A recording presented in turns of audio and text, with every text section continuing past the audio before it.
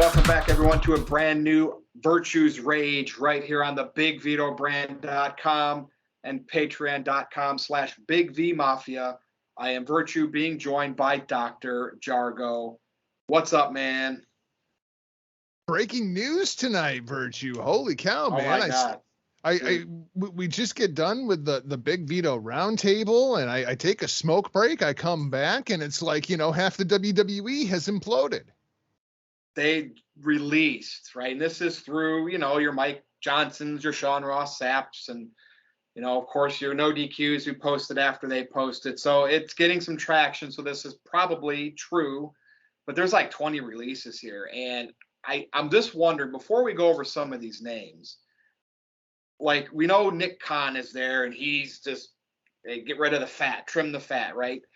Is this being done also, like, do you think anybody in those offices in Stamford says, let's send some of these people back out there? Because if they go to the Indies, they're not a threat to us, and we don't care about this AEW. Look at Punk and Bryan. What needles are they moving? But they know this guy, this owner of this other promotion, Tony Khan, he's signing up anybody he can. Not everybody, but most. Are they just like, have them, go spend that money? Let's see what you can do. I'm starting to get like suspicious here. Is this are they doing this, you think, to implode that roster, to have Tony Khan spend too much money? Is that possible? It's interesting because, I look through this list of names and there are some surprising names on here. And that's what we'll talk about. Like, we don't need to talk about all of them, but let's talk about the big names. But as I'm looking at this list, I'm only seeing, if I'm Tony Khan, there's only about 3 names on this list that I'm even making a phone call to. But okay, so if that's how it is, it's still three more wrestlers as you keep signing them. Right. And I guess I should preface. Yeah, who are those 3? The 2 that really stood out to me immediately. I mean, Karrion Kross is kind of my maybe. I've never been as high on Karrion Kross as a lot of people seem to have been. The entire Karrion Kross Scarlet Bordeaux thing, it never registered for me. I think he's good, but not necessarily great. But the 2 names that really stood out to me as immediately, if I'm Tony Khan, I'm picking up the phone, are Ember Moon and Taya Valkyrie. Because that women's division could really use Ember Moon and Taya Valkyrie. That's a good point, because they need to work on that women's division. I thought for sure you were going to say Nia Jackson. You told me just as we were starting to record, Eva Marie's gone now. Yeah, Eva Marie is the most recent one as we sit down to record here. It's been about 6 minutes. That one and the Harry Smith one surprises me a little bit too. Didn't they just sign him? Yeah, and that's the reason that it seems so surprising to me. Like, why did you bring back Eva Marie to begin with if you're just going to release her now? I can't believe it was all for the Piper Niven angle, because, I mean, let's face it, it's not like that's actually been good. It wouldn't surprise me to see her pop up on this list. Budget cuts were the cited reason for the release in an email from John Laurinaitis that just came across. Again, does this on a day when they're reporting, does this tie back into let's fatten these numbers up? But on a day that the WWE is reporting the biggest profits that they've ever had, that's a good budget cuts are the reason for 20 talents being released. I mean, does that make any kind of logical sense on any plane? And they still have 180 wrestlers on the roster. Like, oh my God. But the thing that's so crazy about it, Virtue, they've got all these talents on their roster, right? Yeah. Why does it feel so thin? I mean, we just had the shakeup to where, okay, we're going to move people around on rosters, and already the matchups are starting to feel stale again. Because of the brand split, and they only focus on the small core, the ones they want to focus on those limited branded rosters. That's probably why. So, I mean, anybody that's a name at all, right? Like, why are you letting that person go when you already have a thing? Like, you couldn't find anything for Keith Lee to do? Really? like even for like 6 months or a year, like, even if you didn't have long-term plans to keep him in the company, like, you don't think you could have got some mileage out of him? And I'm sure he wasn't getting a huge None of these people, Nia Jax might have been getting paid well because she had a bitch fit a few years ago, and she's related to the Samoans somehow, The Rock. She might have actually been getting paid pretty decent. So I could see them, no pun intended, is trimming the fat budget-wise there. But like, how much of these other wrestlers made? A lot of them were NXT, or they couldn't have been making big bucks. So what kind of budget cut really was it? Yeah, I mean, really the only names that I could see really getting paid on this list, I mean, it wouldn't surprise me if Eva Marie was the highest paid person on this list. That's true. And they brought her back and just basically did nothing. And it was clear as day she can't work. So they brought her back for whether, the Punisher and Jobber from the, well, I don't know if she ever said. What was the motivation there? I don't know, man. That just doesn't make any sense to me. In the meantime, they have all these random talents just like sitting around at the Performance Center that they're doing nothing with. Because when you really look at like how many different talents do you think we see between Raw and SmackDown? Maybe 25, I was going to say 25 or 30. Yeah. And they've got 180 people under contract? Why does it feel so shallow? Like, people complain about the size of the AEW roster, and I just see depth to where, so-and-so doesn't have to be on my TV every single week, being overexposed, just trading wins and losses back and forth meaninglessly. You can only have Pac on television once every 4 weeks. And then when Pac comes walking out, I'm like, oh boy, I get to watch the bastard wrestle, right? You get excited because you haven't seen him in 3 freaking weeks. Like, to me, that's one of the things that's missing from WWE. Look at that Raw roster.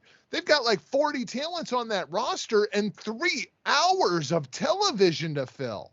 Dude, that's not, and they can't find work for, like you said, they can't find a program for Keith Lee. I mean, Nia Jax, whatever. You couldn't have brought Harry Smith, hey, the son of the British Bulldog, and got something out of that. You know what? Keith Lee is a guy that I think if I'm Tony Khan, I would call. Yeah. But I was going to say that. But it would have to be a 3-way call with Shane Taylor, because those two were a tag team on the independent scene before Keith Lee ended up signing with the WWE. Now, if I could bring in the Pretty Boy Killers into AEW, Keith Lee and Shane Taylor together as a package, that's something that might interest me greatly. Inside of that tag division, they would be really good and add some size that's sorely missing. I mean, obviously we know the news of Ring of Honor taking a hiatus. Impact nabs one up here and there, but I mean, what can they really afford? So where do these wrestlers find work? This is great for work? Impact. This is great. So? Yeah, because like you said, none of these guys are big money talents, but they still have that WWE name recognition to where I could see 1 or 2 of these talents going over to Impact Wrestling. Now, we've talked about the couple that we haven't seen resurface yet. Braun Strowman, Bray Wyatt, right? The Wyatt family. Bray might have other interests in Hollywood. Well, those are rumors. We'll see where that goes. I hope so, right? I've been an advocate for that for a long time in the horror movie industry. Even if it starts off in the lower level of it, right? You got to start somewhere. And I know he knows Tom Savini, who's been a great special effects makeup artist in Hollywood for a long time. And you never know where that's going to lead. But does anybody come back? Does WWE bring back a Braun Strowman now at a lesser rate than they paid him before with these cuts? Or is this still trimming the fat for the books because of a greater purpose? I mean, the only greater purpose would be to sell the company. Exactly. Well, that's where I was going with that. Yeah. I mean, that's the only greater purpose that could possibly be seen at this point, as far as they're trying to save money. Like, are all of these things being done to get The Rock for WrestleMania? I mean, we could, there's something that they're freeing this money up for, to me, right? I mean, there's something. Selling is the most extreme, but bringing in The Rock, bringing back Braun, but at a reduced rate. I mean, what are they going to do? Is this all going to go to Vince's estate? Like, you know, I just, it's weird that today, like you said, the books came out for the quarter, 255 million revenue, and I get it, revenue.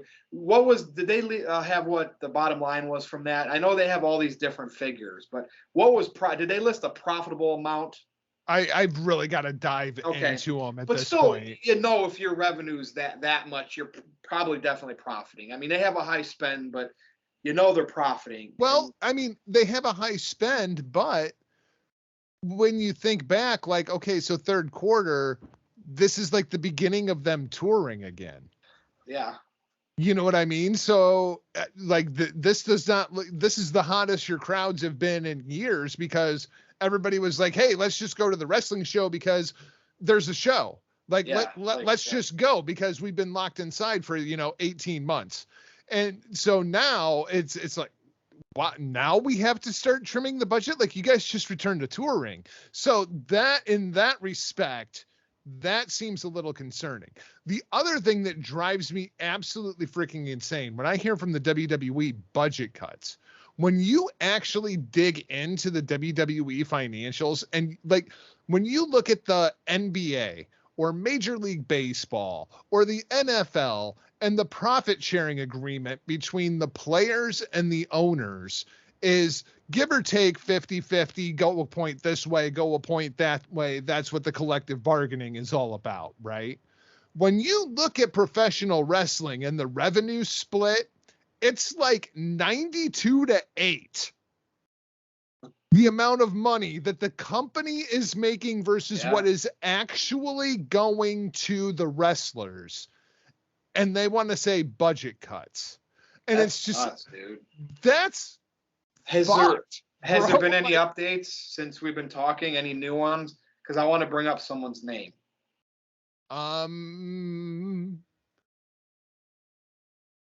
No, the most current I am seeing is Eva Marie. Eva Marie. So no Charlotte on this list. Now we know she's a champion, but with all this turmoil, right, she's caused lately, do you find any interest in that, or would they do that a different way or hold her hostage on her contract because it's Charlotte Flair? Yeah, that's one that I think, even if they're not going to do anything with Charlotte, they send her home to ride out that contract, because everybody and their brother knows. Like, that's one Tony Khan is actually paying for. Oh, like, absolutely. Is there a bigger star other than Roman Reigns that could make the jump from WWE to AEW other than Charlotte Flair at this point? That's not like a Brock Lesnar, like a full time. Yeah. That's a good point. I mean, love her or hate her. Recognition of Flair, then nobody. You're probably right. That's probably the top two.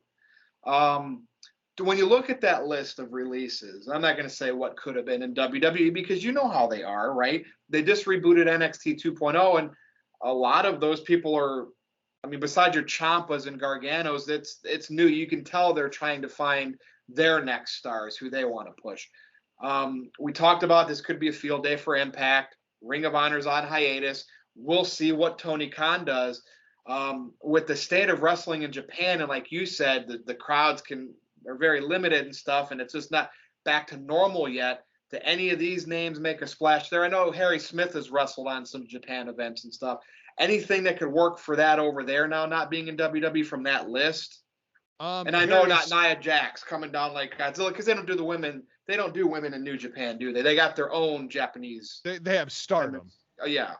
Which is also owned by Bushi Road. She's like a female Godzilla, I mean, I don't know. No. Nia Jax could not keep up inside of the world of Stardom. I'm quite certain of that. Ember Moon could. That would be fantastic. Yeah, but like her, like as an example, like do we see anybody go over to? The one that really stands out to me is Harry Smith. Yeah. And he is a member of Suzuki-gun, so he could easily go back over there and pick up basically right where he left off. The other thing that is interesting is he could go to AEW. and team back up with his boy Lance Archer, put back together the Killer Elite Squad. Yep. And those two inside of that tag division would be absolute freaking monsters compared to guys like the Lucha Bros. And that could be interesting too. I mean, because they're both big, bad dudes that could catch a lot of these little guys and really toss them around. And that's kind of missing from that AEW tag division. Everybody's really, really good, but everybody's really, really small, and everybody wrestles very much the same style. There's not a whole lot of diversity inside of that tag division. So do we expect it down the road? WWE still has a ton of talent. I feel like and we can include ring announcers, referees, anybody working for that. I mean, they just released somebody in the office of 15 years. I can't remember his name, but he was something that had a creative and he's gone. And so like, they're going to let anybody go at this point that doesn't fit their narrative. And if they're making too much money, and we know these decisions are being made by Vince McMahon and Nick Khan. I mean, right? I might have a few other inputs. I don't know if Linda's still involved with the company or not anymore, but those two are basically doing this. So we're going to get another round, you think, right? At some point. I think Linda's got her hands full. The ones that are interesting to me are contracts that are coming due in the immediate future. Owens. Guys like Kevin Owens, guys like Johnny Gargano. I'm very curious to see if they end up re-signing, but I think the two biggest ones that are kind of on the horizon that I'm looking at are Seth Rollins and Becky Lynch. When their contracts come due, and it sounds absurd because Seth Rollins is such a big part of the WWE product at this point, but Seth is a part of that Ring of Honor generation that we are looking at inside of AEW right now. A lot of people feel like he is dumbed down, and he kind of hears those whispers too. I think he kind of looks at what somebody like Bryan Danielson is doing, just this unleashed demon that can go out there and have 20-minute matches every night. And Seth is saying in his mind, I could do that. I could go out and I could prove I could still do that, and so that's going to be an interesting one. And if Seth would go, does Becky end up following? And that would be a big get for AEW. My gut is those two are WWE lifers now because they have embraced, I know Seth and the wrestling part of it, right?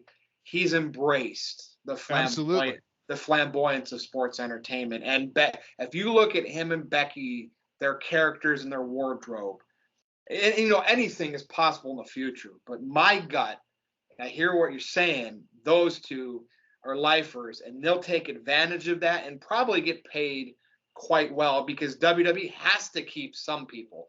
Well, you got to keep Becky Lynch, who won the first ever women's WrestleMania main event match and pinned Ronda Rousey, and you got to keep Seth Rollins, who beat Roman Reigns and Brock Lesnar on the biggest stage of them all. I think they're lifers now. But again, with that said, you never know in wrestling, right? So I'll obviously leave a little leeway there. It comes down to loyalty to the company versus the art of professional wrestling. And it's really a matter of Seth, because I could see Seth being the kind of person that hears all the root and hears all the talk about how good Seth used to be. And then, now he's just, this watered down WWE. And I could see Seth having that chip on his shoulder where he's like, I can go out there. I can have a 5-star match with Kenny Omega. You know what? Fine. I'll freaking prove it. All right. Watch. And I could see him being that kind of a personality to where he just wants to go out and shut up any critics that he may have. That's a good point. And we'll stay tuned. We always have something to talk about. And there might be more releases by the next time we do a Rage. But another great 20 minutes here, Jargo. Any plugs before we close this thing up? A new episode of Destino, a New Japan Pro Wrestling podcast, available now, both in audio and video form. Visit atmarkmedia.com, destinopod.com for further information. Sat down with the vet from the Hameen Media Group. We broke down the entire tournament, man. 17 nights of professional wrestling in about an hour and 45 minutes. It was pretty impressive. Give myself the good old Barry Horowitz pat on the back. So be sure to check that out. Otherwise, michaeljargo.com. That's got everything, man. Well, good having you on. And people, be sure to follow me on Twitter at @NoDQ_virtue. We have the review over on NoDQ. Jargo will be back. By the time you listen or watch this, he will be back on 11/11 over on the review. And of course, we do the sit down with Big Vito. And Jargo, you still do Men of Business with Big Vito right here on the BigVitoBrand.com and Patreon.com/BigVMafia. But this has been Virtue's Rage with myself and Dr. Jargo talking the releases by WWE. And you know what? We'll be back next week to see what else has happened. Thank you for watching or listening, and we will see you next time.